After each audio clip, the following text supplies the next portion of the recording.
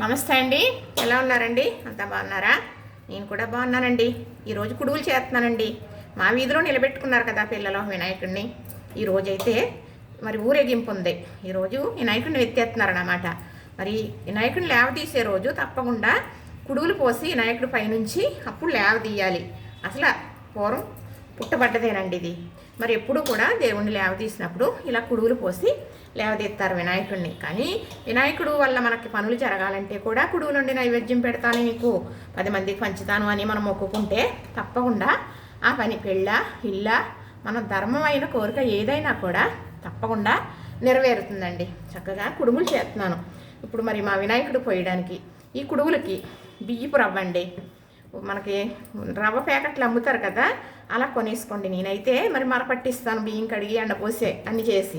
కానీ నూక ప్యాకెట్లు కూడా అమ్మేస్తారు కాబట్టి కొనేసుకుని ఇలా చేసుకోవచ్చు. ఎలాగంటే ఒకటికి 1.5కి కొంచెం ఒక ఉప్పు ఎక్కువ నీళ్లు పోసేసి తగినంత ఉప్పు వేసుకుని ఒక 2 స్పూన్లు నెయ్యి వేసి ఆ నీళ్లు మరిగేటప్పుడు ఈ నూక పోసేసి తిప్పేసి మూత పెట్టేసి ఉంచేసారనుకోండి, ఎంత బాగా ఇలా ఉడికిపోద్ది అన్నమాట. చక్కగా ఉక్కిపోయింది కదా. అప్పుడు కొబ్బరి ఉక్కిపోయిన తర్వాత అదేండి బాగా పొలుకు లేకుండా ఉడికిపోవాలి ఉప్మాలాగా. అప్పుడు మనం ఈ చేసే కుడువులు పట్టి నేనైతే పెద్ద కొబ్బరికాయ వేసానండి. ఇందులో కొబ్బరికాయ మా వారు ముక్కలు తీసి ఇచ్చారు. చక్కగా మిక్సీ పట్టేసాను, తురిమేసానా.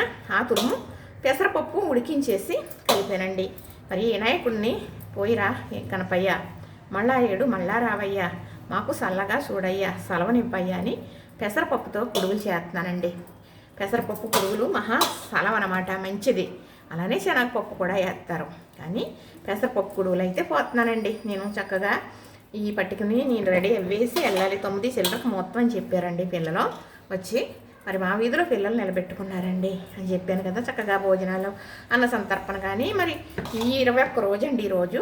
మరి 2 రోజులు చక్కగా పూజలు, మరి పత్రం పూజ అని, అలాగే పసుపు పూజ అని, కుంకుమ పూజ అని చక్కగా జరిగినాయి. వీడియో తీసి పెడదాం అంటే అనుకోవడం అయితే కుదరలేదండి. మాకు ఆ మండపంలో పాము తిరుగుతుందట. ఇక్కడ కొంచెం పావులు ఉంటాయిలేండి మాకు. అది వర్షం కురితేది మరి బయటకు వచ్చేస్తాయి పాపము. రట్లకి ఉండే ఆస్కారం ఉండదు కదా. అందుకు చక్కగా ఈరోజు వినాయకుడు కుడువులు పోసేసి వినాయకుడు లేవతీసేసి ఊరేగించేసి మరి నిమగ్నం చేస్తారండి. దానికోసం ఈ కుడువులు చేస్తున్నాను నేను. ఎవరైనా కూడా ఇలాగా వినాయకుడు లేవతీసినప్పుడు వాళ్ళకి తెలియదు అనుకోండి కుడువులు పొయ్యాలని. మనం కలిపించుకుని చక్కగా ఏముందండి, 1 కిలో నూక పెడితే బేషన్ కుడువులు అయిపోతాయి. మరి వినాయకుడు పోసిన తర్వాత అక్కడ ఉన్న వాళ్ళు 9 ప్రసాదంగా కూడా తింటారు కదా. మరి అందుకు కుడువులు ప్రియుడు ఆయన కుడువులు పెడితే చాలండి. మనం ఏదన్నా మొక్కుకుని కుడువులు నైవేద్యం పెడితే చాలు. మరి నేను ఒకరి కోసం మొక్కుకున్నాను, వారికి పెళ్ళి అవ్వాలి, వినాయక నీకు కుడువులు నైవేద్యం పెడతాను, అవినీతి దీపం పెడతాను అని.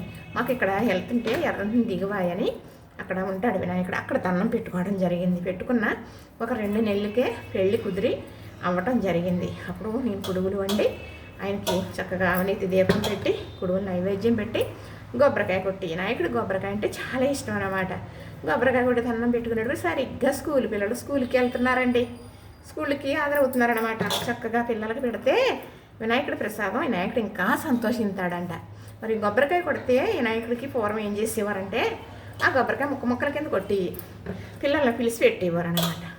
పిల్లల ప్రియుడు వినాయకుడు పిల్లలకు పెడితే సంతోషిస్తాడో అనేసి అంటారండి.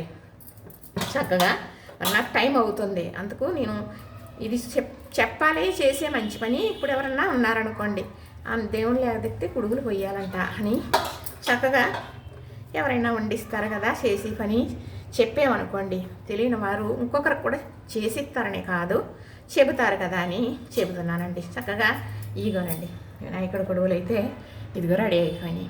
చక్కగా ఇవి పట్టుకెళ్ళి నేను అక్కడ పూజలో ఇచ్చేసి మరి వచ్చి ఇంకొక ప్రయాణం ఒకటి ఉంది. ఆ ప్రయాణం వచ్చేటప్పటికి వెళ్ళి అప్పుడు ఊరేగింపు మొదలవుతుందండి. ఈరోజైతే ఈ పనులు చక్కగా అవి వినాయకుడు కుడుగులు రెడీ అయిపోయినాయి. ఇంట్లో వినాయకుడికి ఈ కుడుగులు కూడా చేసేస్తానండి.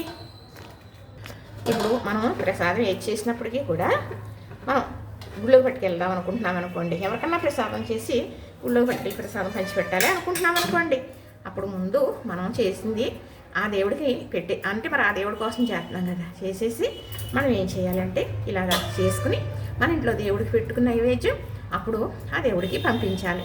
మనం ఇంట్లో పూజ చేసుకుని వెళ్ళాలి గుడికి వెళ్ళినా కూడా అని ఎప్పుడో పెద్దల గురువారీలు చెప్పారండి. మనం ఇంట్లో ఎక్కడిదాకా నుంచుకుని గుడికి వెళ్ళినంతట్లో ఏమీ ఉండదండి.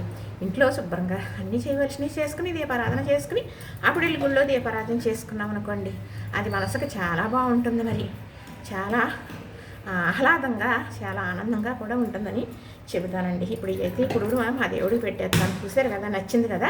ఇంతేనండి. లైక్ చేయండి, షేర్ చేయండి, సబ్స్క్రైబ్ కూడా చేసి